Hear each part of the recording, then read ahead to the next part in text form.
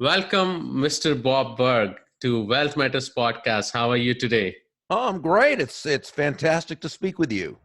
Thank you so much. I appreciate you taking time out of your busy schedule, and I have loved the book Go Giver, and that was the reason I reached out to you. Thank you. So, I have read the book, but can you give my audience some idea about what do you do, and then we can get on, or we can chat about the book. Well, what I do, a couple things. Basically, I've been a speaker, speaking at conferences and conventions for a number of years now, and we also have, a podcast, and we have programs where we have people come into Florida to attend small multi-day events. Awesome. Yeah, and I would love to attend one of those events at some Thank point. you. We'd love to have you. So, what is the premise of the book Go Giver? Well, it's a great question. And really, the basic premise is simply that shifting your focus from getting to giving. And when we say giving in this context, we simply mean constantly and consistently providing value to others and understanding that doing so is not only a nice way of living life, a pleasant way of conducting business, it's the most financially profitable way as well. So, yeah, after reading the book, I totally started, leveraging that. But when you mentioned financially profitable way, can you elaborate on that? Well, if we have a product or a service to sell, then we've got to understand that people are not going to buy from us because we have a quota to meet, right? They're not Right. going to buy from me. They're not going to buy from you because you need the money, and they're not going to buy from you just because you're a nice person. They're going Right. to buy from you only because they believe that they will be better off by doing so than by not doing so. All right. And so but that's great. There's nothing wrong with that. It's fantastic. It means that the entrepreneur or the salesperson or the business person, the person wanting to build a business, they know they need to focus on that other person. They need to focus on pleasing that other person. They need to focus on solving that other person's problem. They need to Right. focus on making that person's life better in order to earn that sale. So, the premise of shifting your focus off of yourself and onto them, there's nothing particularly conceptual about it. It's real world. It's tapping into human nature that people are going to do things for their reasons, not for our reasons. Yeah, no, it makes sense. So, can you give us a quick review of the 5 laws you and John share in the book? Sure. The laws themselves are the laws of value, compensation, influence, authenticity, and receptivity. Law number one is the law of value. And the law of value says that your true worth, in the business sense, of course, your true worth Hmm. is determined by how much more you give in value than you take in payment. Now, when you first hear this, it sounds a bit counterintuitive, right? Give Right. more in value than I take in payment. How am I Why? going to survive in my business? Never mind thrive, right? It sounds like a Right. recipe for bankruptcy. So we simply have to understand the difference between price and value.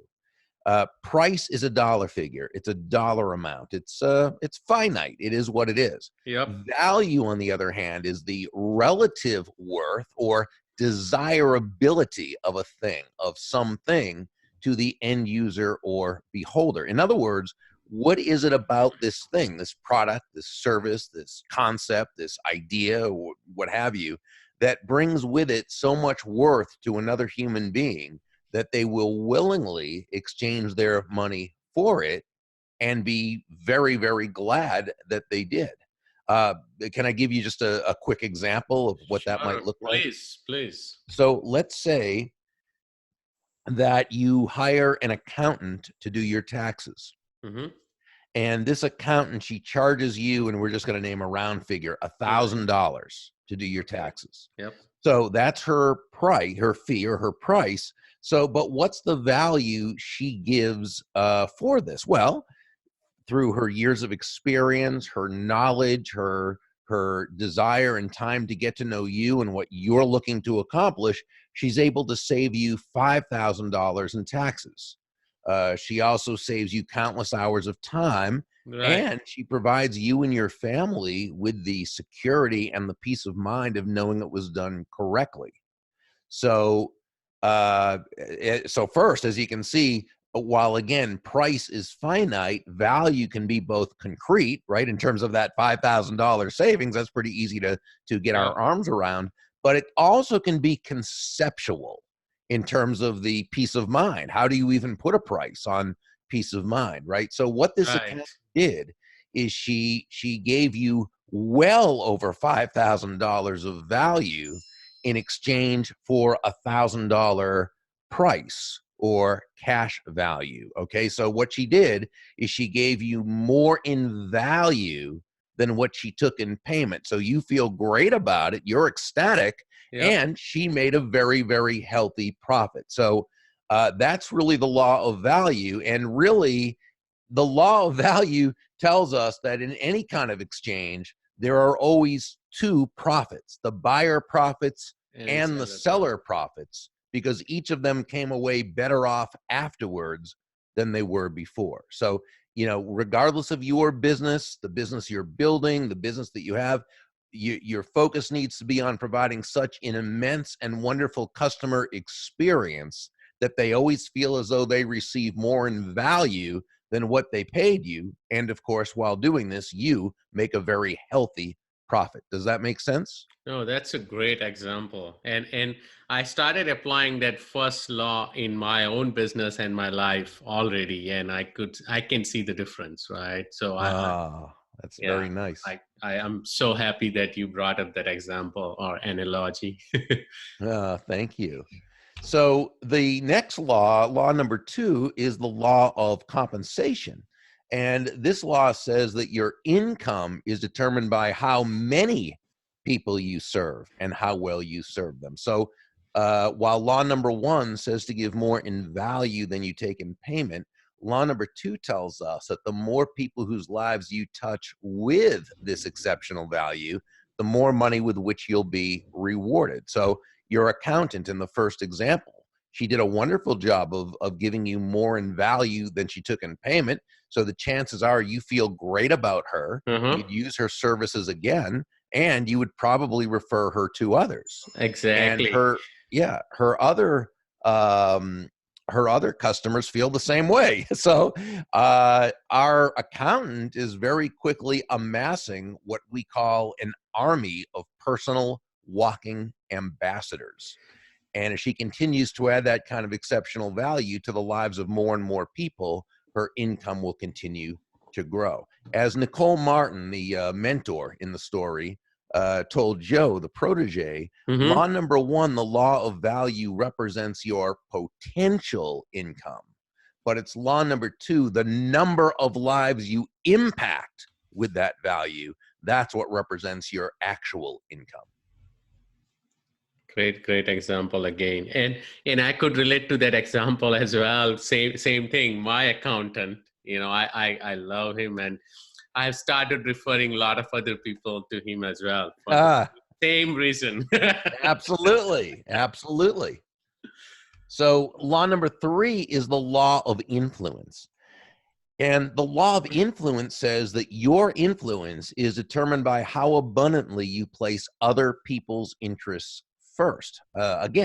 This one sounds counterproductive at best, Right. right? And maybe even Pollyanna-ish at worst. And yet, we all know this: the greatest leaders, the top influencers, the biggest money earners, this is simply how they run their lives and conduct their businesses. They're always looking for ways to bring value to others, to serve others, to make other people's lives better. Now, let me clarify and qualify this statement, if I may, because I think it can be easily Sure. misunderstood, and it's very important. When we say place the other person's interests first, we certainly don't mean that you should be anyone's doormat or a martyr or self-sacrificial in any way. Absolutely not at all. It's just as Joe, the protege in the story, was told by several of the mentors, the golden rule of business, the golden rule of sales, of networking, is that all things being equal, people will do business with and refer business to those people they know, like, and trust. And there's no faster, more powerful, or more effective way to elicit those feelings toward you in others than by genuinely and authentically moving from an I focus or me focus to what we call an other focus. Mhm. Or as Sam, one of the mentors, told Joe, making your win all about the other person's win. And as you do this, and you do this constantly and consistently, and you develop a reputation amongst the people in your area for being this kind of person, and doing that, suddenly you become that center of influence. You become that go-to person who Right. everyone knows, likes, and trusts. And this is how you all of a sudden have an immense amount of influence in your community. So that's a great law as well. So can I ask you something? Do you Sure. think what are the examples of some of the influencers? Do you think like Zig Ziglar or Jim Rohn, John Maxwell, or Steve Jobs, Bill Gates? Do you consider them as like influencers in good Oh, way? sure. I would consider them to have been great influence. Look how Yeah, many people's lives they touched. exactly. And they made business out of it, right? Absolutely. Well, and that's how it's supposed to be. Sure. Perfect. So we can move on to law number 4. Yeah, that's the law of authenticity. And this law says that the most valuable gift you, excuse me, that the most valuable gift you have to offer is yourself. Um, in this example, Deborah, one of the mentors in the story, Deborah Davenport, she shared a Mhm. very important lesson she learned in her sales career. And that was that all the skills in the world, the sales skills, technical skills, people skills, as important as they are, and indeed they all are very, very important, they're also all for naught if you don't come at it from your true, authentic core.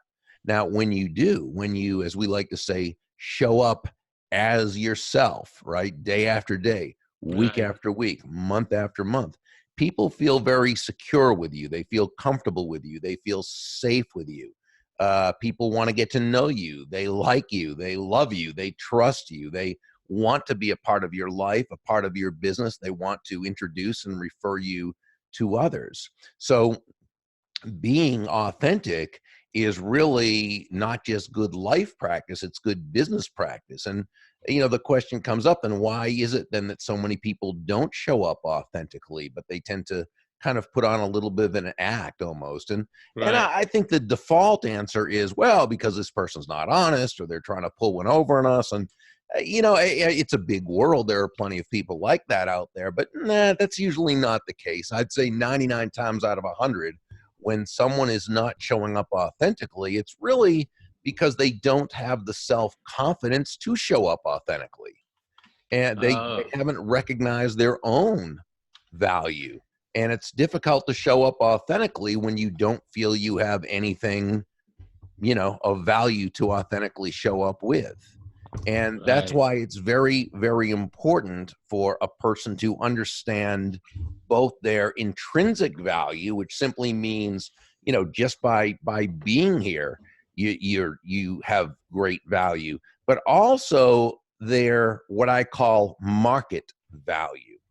And I define market value as that combination of strengths, traits, talents, and characteristics that allows a person to add value to the marketplace in such a way that they will be financially rewarded for it.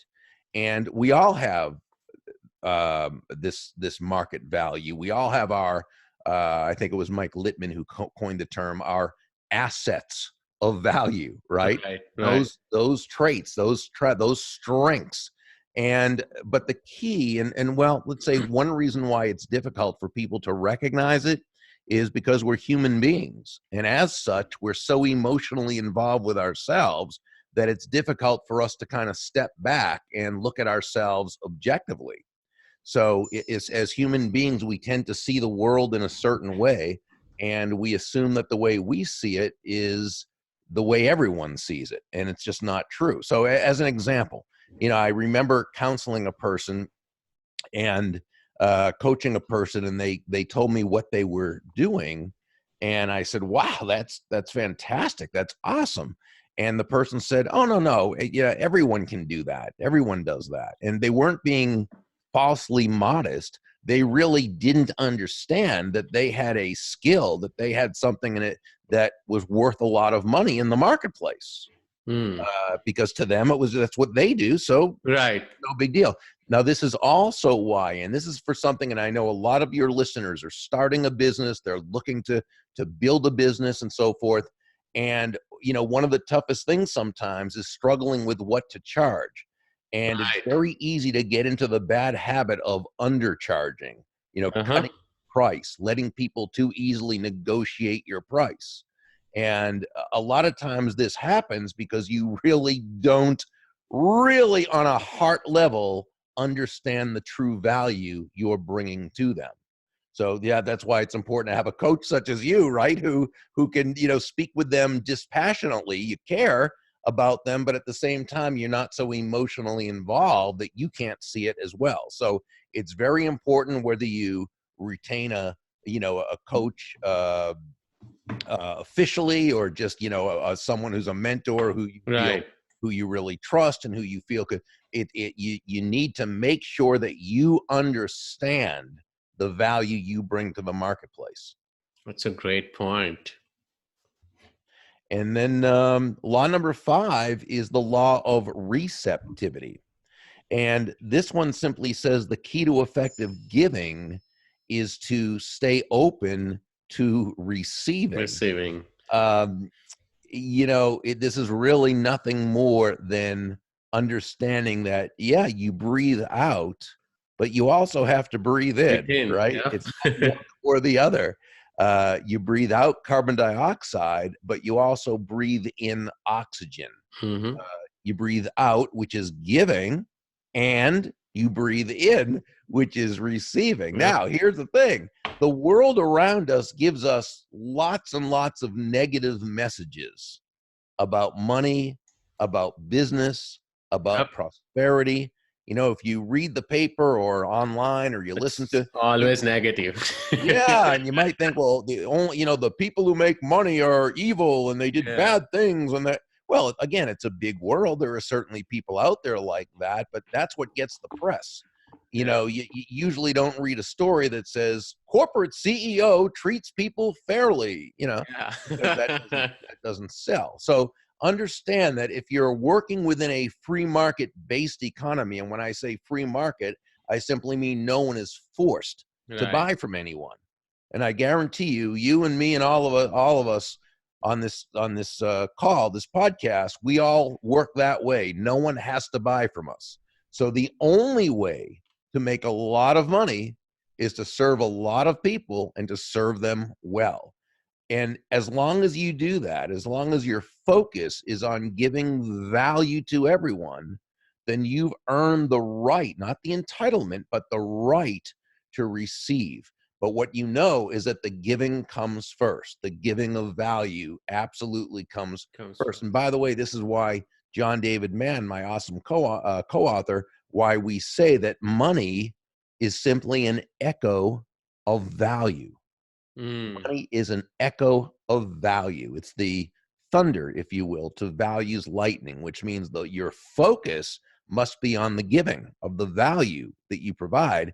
The money you receive is simply a very natural result of that value you've given. And that's really what's so key. That's awesome. And I had to reread the law of receiving 3-4 times just to understand, because I was able to understand the first 4 laws, right? But the last one, I'm like, yeah, I understand, but how does that work, right? Well, and here's the reason for that. Because again, from the time we're born, we get so many messages from the world around us regarding lack and regarding, the evils of money So and, true. all this stuff. And it gets into our heads and it gets into our subconscious, it gets into our unconscious.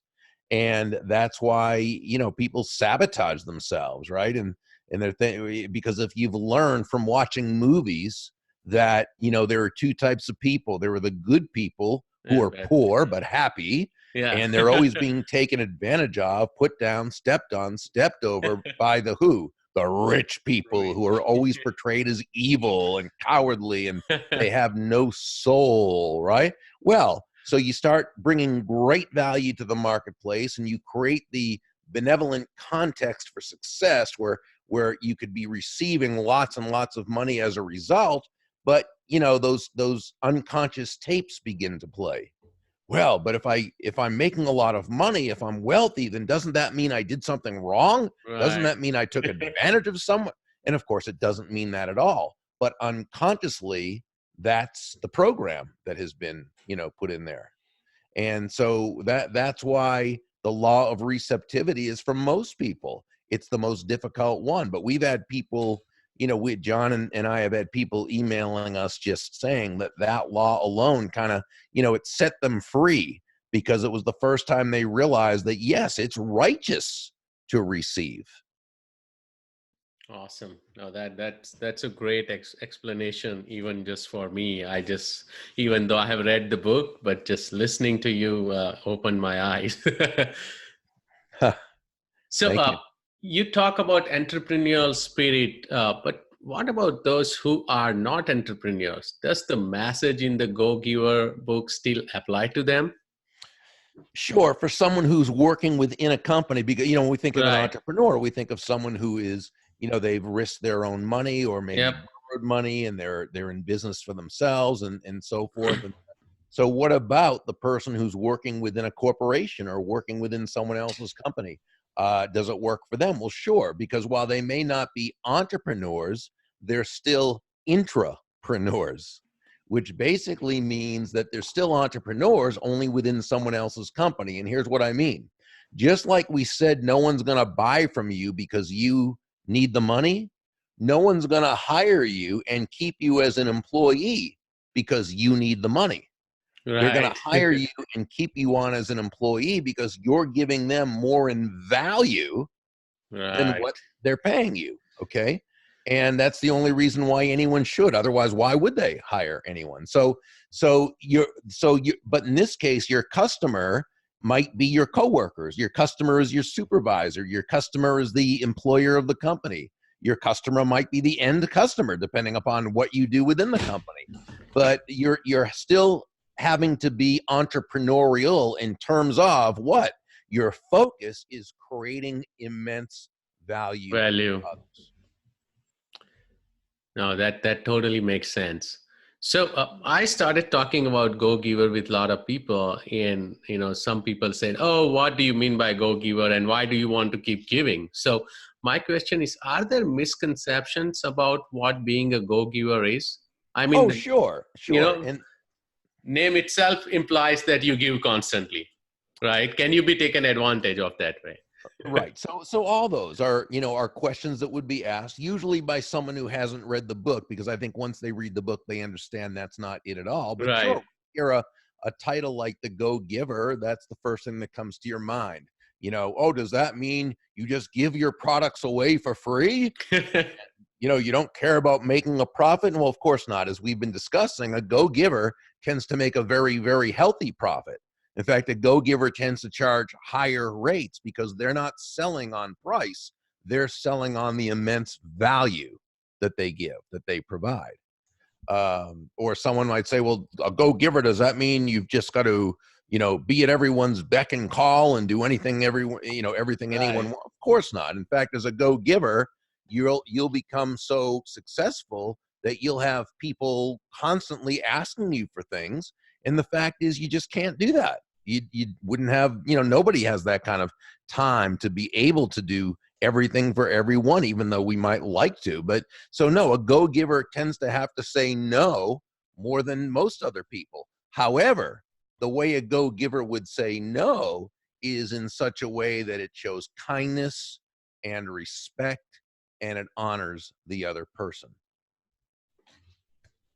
Thank you again for answering my question about that. Sure. So I know, I'm loving this chat, but I know we are running out of time. So I'm going to have a couple more questions for you.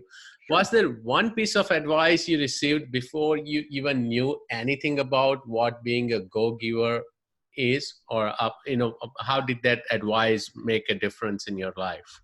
Well, yeah, there was a time that I remember someone said something that really did make a big difference to me, because I'd been in sales for a couple of years, and I was doing pretty well. I had learned the skills of sales, and again, I was doing pretty well, but not nearly as well as I could have been, which was kind of like Joe, right, in the story, in the Go-Giver.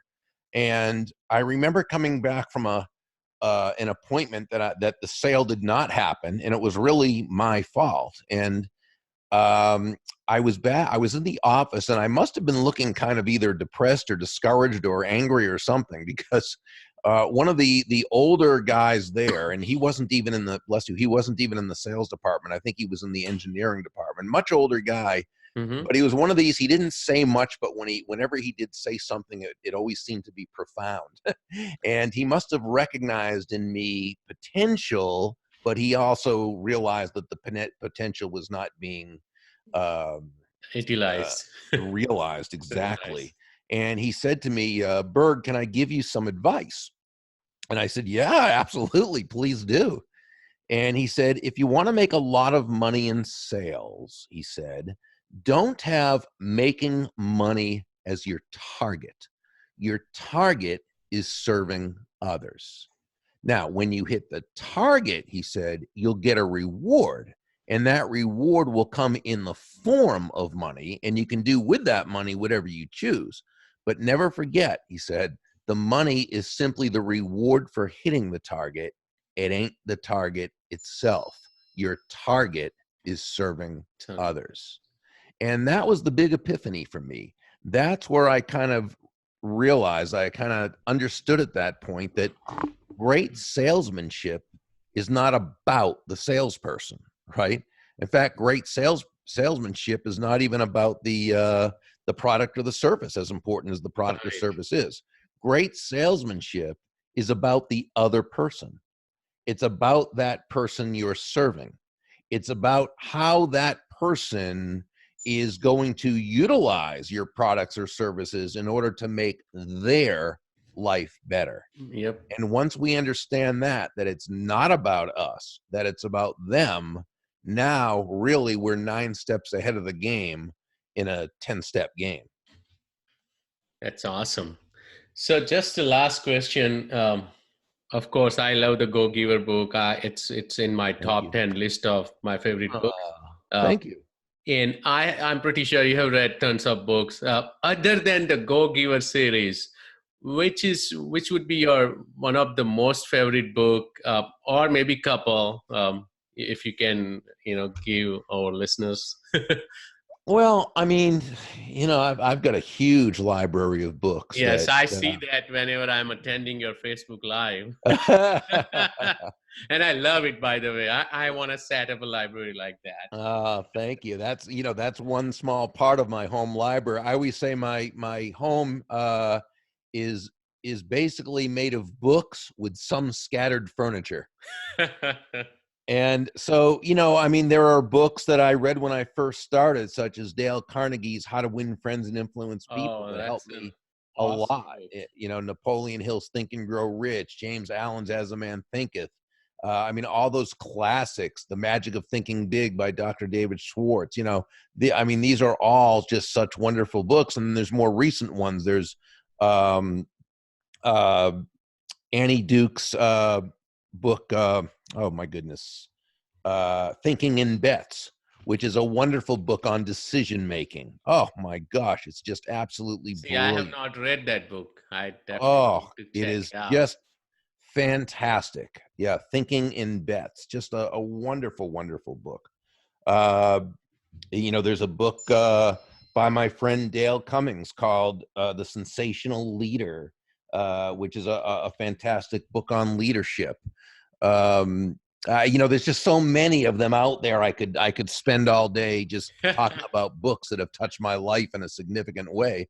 And but it's a great question because books are very important. Very, very important. There's no doubt about that. No, thank you so much for sharing words of wisdom with us, and I sincerely enjoyed this conversation. Oh, my absolute pleasure. I thank you so much for having me on your podcast. Thank you, and have a nice weekend, Bob. You too.